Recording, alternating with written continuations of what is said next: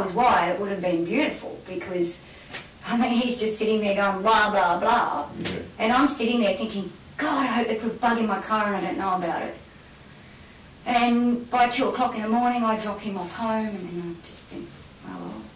So this was between 10 and 2, roughly? Okay. All right. And how did the conversation start? We just go back to that point. About the murders? Yeah. Like who preempted it? I do. Okay. Can you remember what you asked him? I'll just take your mind back. You were thinking you'd like to know how he gets out of the house, yep. Go over the balcony, whatever, because that's something that's in the back of your mind you'd like to know. Uh-huh. Okay. Yep. Was there something that preempted the next conversation with him when he got in? You said he's got the wine glass, he's got the pot glass, or whatever he's got. Yes, it's unusual for you to be drinking. Yeah. I said, what is it? Bushka, do you want some? No, thanks. Anyway, you can't drink because you're driving, that's right. What did Phil say about you coming here tonight? Oh well, he wasn't happy about it, but he didn't stop me. Yeah. So he knows you're here. Yes, he knows I'm here. So what's he say? Well, I just said I'm going to see you. And he said, I'd rather you didn't, because it's 10 o'clock at night and just trying to do what we do. Yeah. And I said, well, if you really don't want me to go, I won't go, but I think I should go. And he said, okay. Because I said, it is your birthday, so tomorrow. Yeah. He said, okay. Then he, just trying to think how we go with the notice. I just do it automatically, I don't know. Right. What's the first thing that you can remember that struck you as unique or different than previous conversations?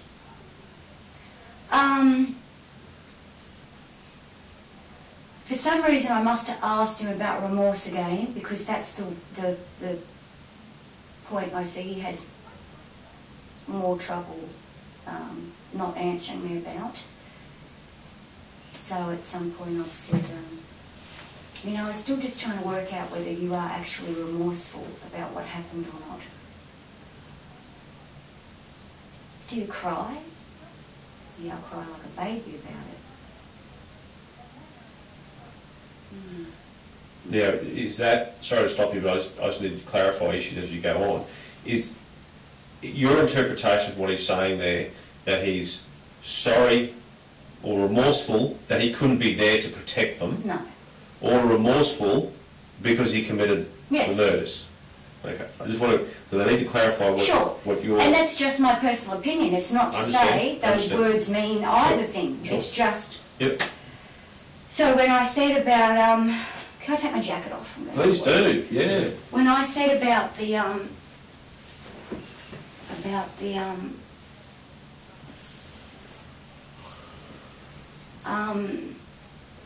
when I said about being, he said, yes, I cry like a baby about it. And then he said, he looked me straight in the face, because he'd got out of he'd moved over from his seat, so he was on an angle like that, and he was giving me a hug. And then he just put his head up, he just looked me straight in the face, and he said, I have remorse, Andrea. I said, about what, Max? About what I did. I said, okay. Right. And then we talked a wee bit more about that. And I said, he said, do you know how hard it is to kill somebody that says, please, don't, please? You know, I mean, it's not easy to kill somebody that's saying that. And I said, I can imagine. And then... Did that surprise you? I'm over being surprised at the moment, okay. to tell you the truth. All right, yep. Yep, and then he said, sorry. And then he said something else that was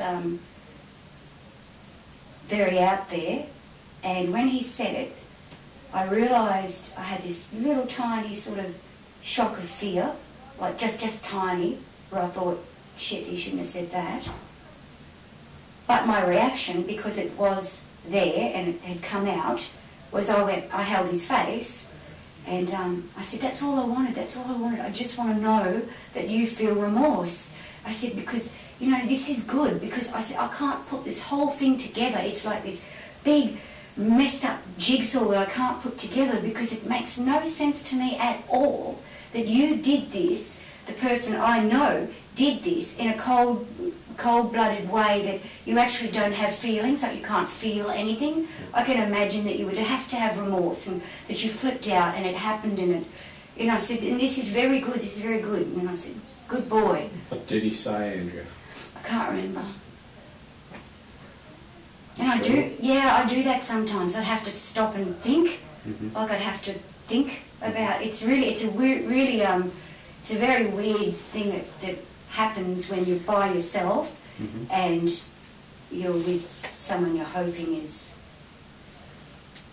not entirely finished with you yet.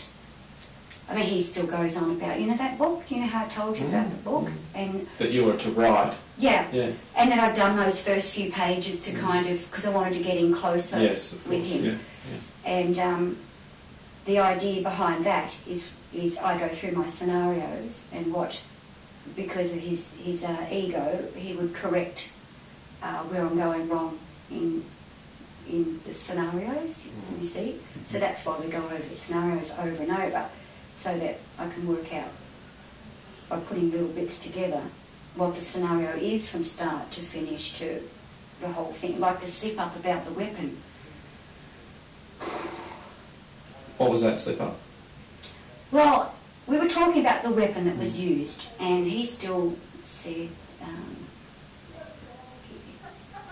see, the trouble I had with Machete was that, and I explained to him, he's so tall, and he's tall and he's strong, and obviously he's got some weight behind him. If it were a machete, I said, you would have almost decapitated the person. And I said, same with a shovel.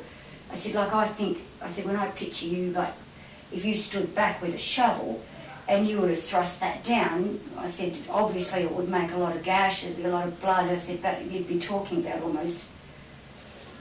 And then he said, what about crushing the skull in, like bashing? Not. You know, what if, you know, it was more like bludgeoning? And I said, yeah, that's what it said in the paper. And I said, so you're saying sort of crushed in head, the blood from having the head crushed in? He said, yes. And we talked about the bathroom, as you know. Can we just go about that? Sorry, you mentioned machete, and then you mentioned spade. Yes. Where did they come from? Like, where did you get that information that it could have been either or both of those things? From him. Okay. So, can we talk about the machete first? Okay, he says that he believes a machete was used, that the machete was kept underneath her pillow. And then we had a little bit of a further conversation about that. Yeah. When you mean her, you mean the illness? Yes. Okay. The other conversation you had about that, is that of significance? Can you tell me a bit about that? And then we talked about I said, was it a shovel or something? And he said, well, like a spade, sort of, yes, kind of like a spade shape on the end. Okay. But I think he was referring to a weapon that you presented him with. Okay. So, what's your understanding after these meetings? What's your understanding from what Max has told you was used? Well, he keeps going back to the machete, but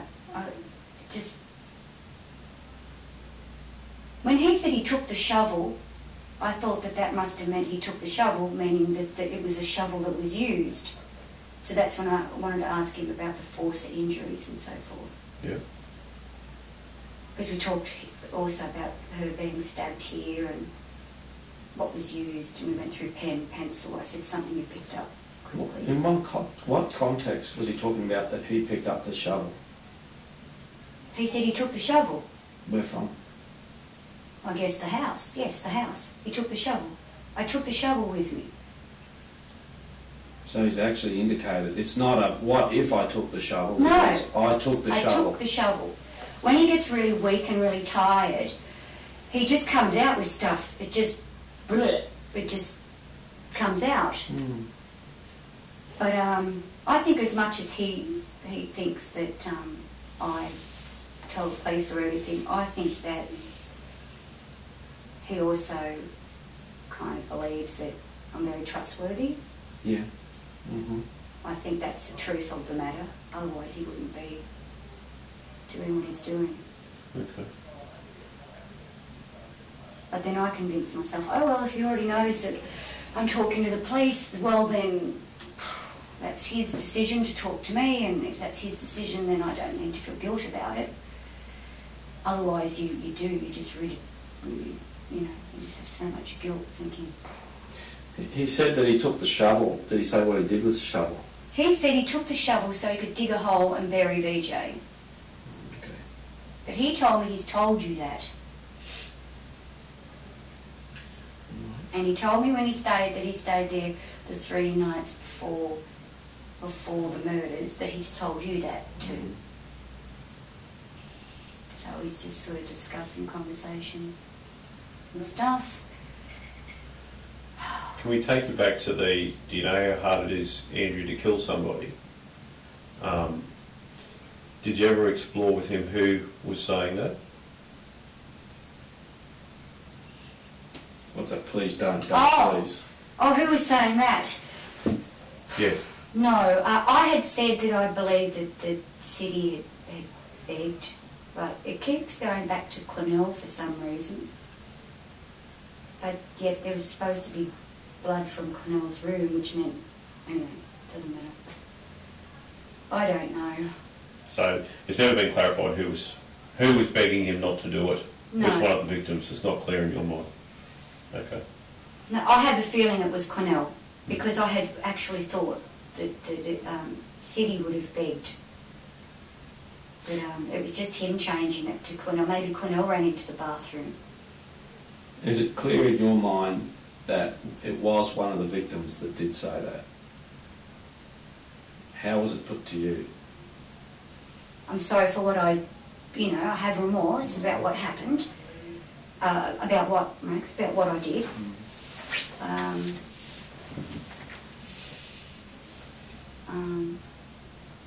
And then as I told you, do you know how hard it is to kill someone that begs you, it says, please don't please. Sure. All right. If we can take you back to the bathroom, you were going on to another conversation. Yeah, because I keep coming up with scenarios all the time to try and work out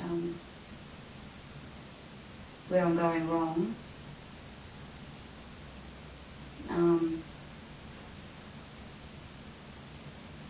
Yes, there was an argument between him and Nilma, and that happened in the bedroom. And he said, okay, so there was an argument and there was a lot of yelling. What happened next? He's asked you. Mm. So he's wanting you to recreate what you think happened. Yes. Okay. Yep. So this is what you are suggesting to him, and he's guiding it somewhat. Yes. Okay. Mm-hmm. Yep. So he says, all right, okay, so there was arguing. What happened next? And yeah, I say about having the two of them at the same time and him having to shut her mouth. But no, he said that, didn't he, about putting his hand. I would have, she would have been yelling and I would have pushed her back, and then City would have been yelling and I would have put my hand over her mouth and her nose and broken her neck.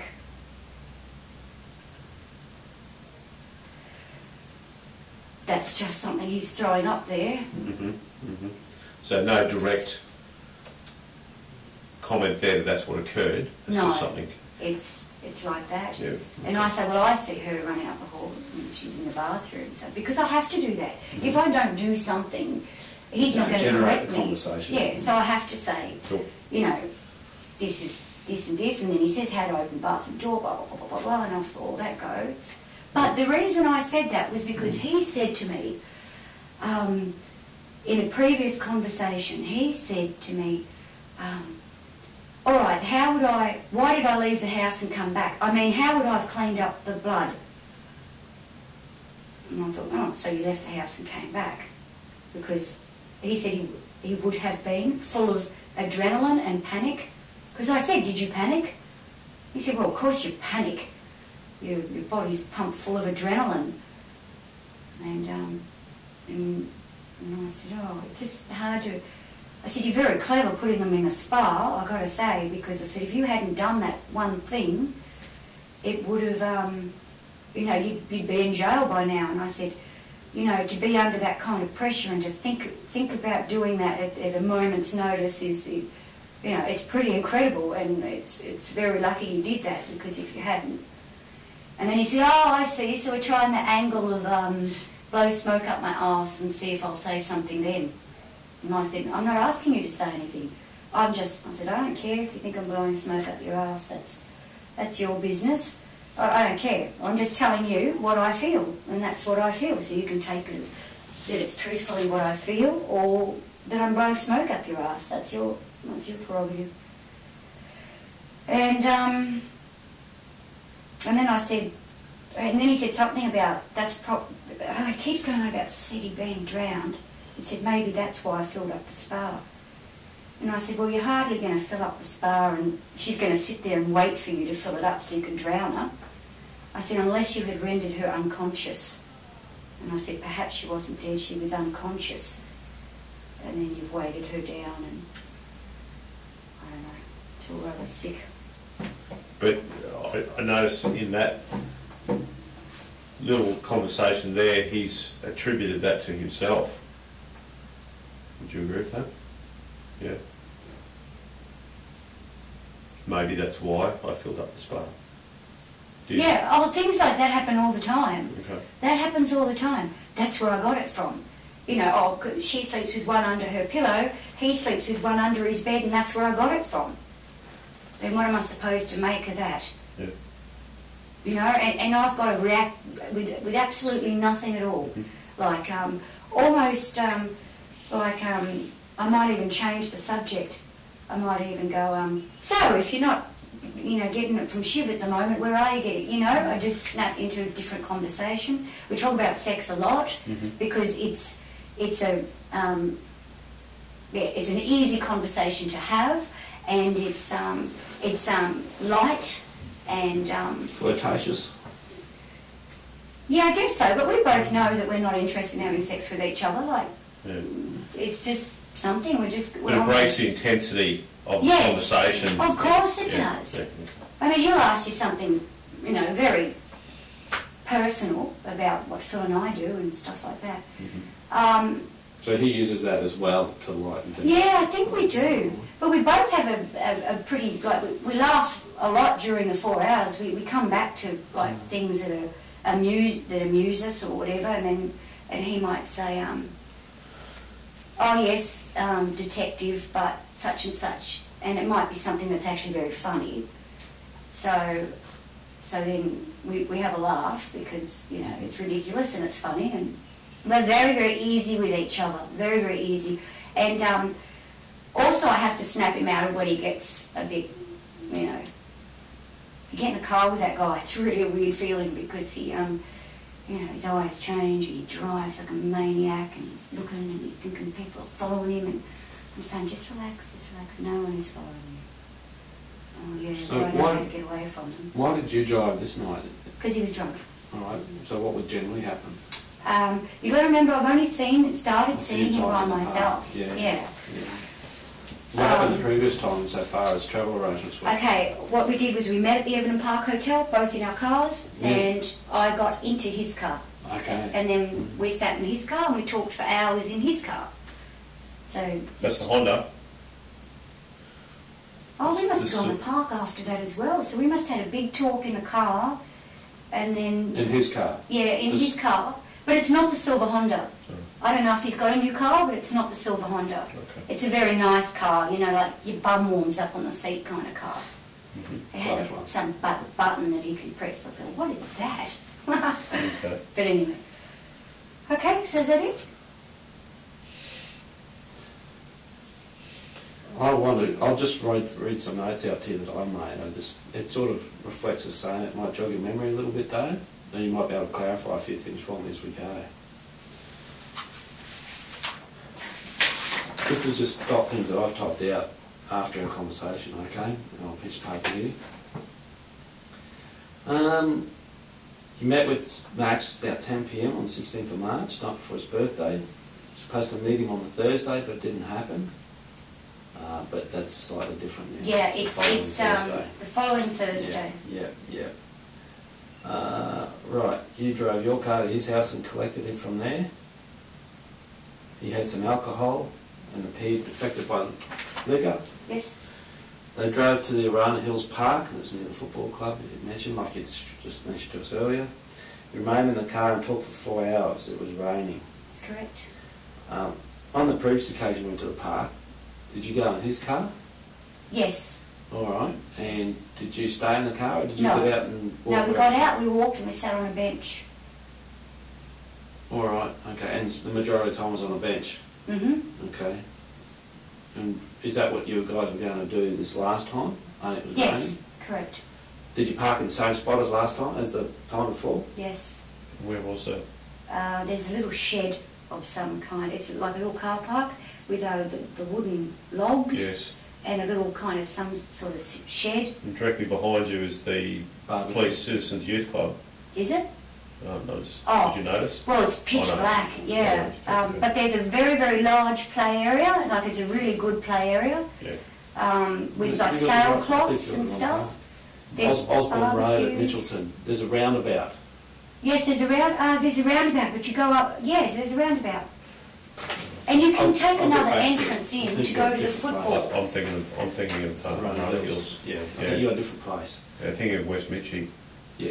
Okay. Yeah, We'll there's get a long back to that. driveway that goes up to where they must play football, or there's this area near the Okay. roundabout where there's a Yeah. car park. Yeah, I know what you're talking Okay. about. No worries. It's actually a soccer club. Okay. All right. Remaining in the car, talk about the murders. You told him that at one point that you believed that the person responsible, the offender, lost control, believed that it wasn't a cold-blooded thing, and that yourself couldn't sleep at night thinking about it all the time. Mhm. Is that right? Yes. Have I got that right in Mhm. that sort of way? All I right. just told him he's not the only one that doesn't get sleep. That's It's right. 5 long years for everybody. Yeah. You spoke about what if one got killed in the bathroom, and it was about that time he made the statement, if I crushed their skulls in.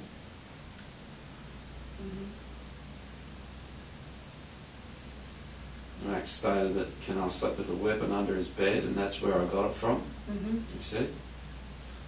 That sort of weapon, what does he mean? What weapon was that? Machete. Okay, it was a machete, all right. Did Well, say he what it- said she slept with a machete under her pillow, Mhm. and he slept with one under his bed, Mhm. and that's where I got it from. Did he say what he did with the machete? Pardon me? Did he say what he did with the machete? No. It's only just speculation. What he's done. Max said, maybe I killed Canal in the bedroom, maybe I killed Canal in the bathroom. So it's a bed each way, for want of a better term. Yes. Alright. And then it's about that time you said to him, I just need to know you feel remorse. Like you just relayed earlier, yeah? Mhm. And I ask him that pretty much each time. And this is the flow that I've got here, and correct me if I'm wrong. After you said, I just need to know you feel remorse, he said, if I could take back what happened, I would. I have remorse for what I did. Okay, if I could take back what happened, I would. Mm-hmm. If you put a little asterisk beside that one, that's at the Everton Park Hotel car park. in the meeting before. All I can say is, if I could take back what happened, I would. Oh, right. Okay. Okay? So that's a separate bit altogether. Yep, because this is what I'm saying. If you could answer me like that the first time, then I know that it's worth asking him again the second time. And the second time I get the next answer. So, following on from then, I just need to know you feel remorse. He said, I have remorse for what I did. I have remorse. I ask, what for? Yeah, and then you said, what did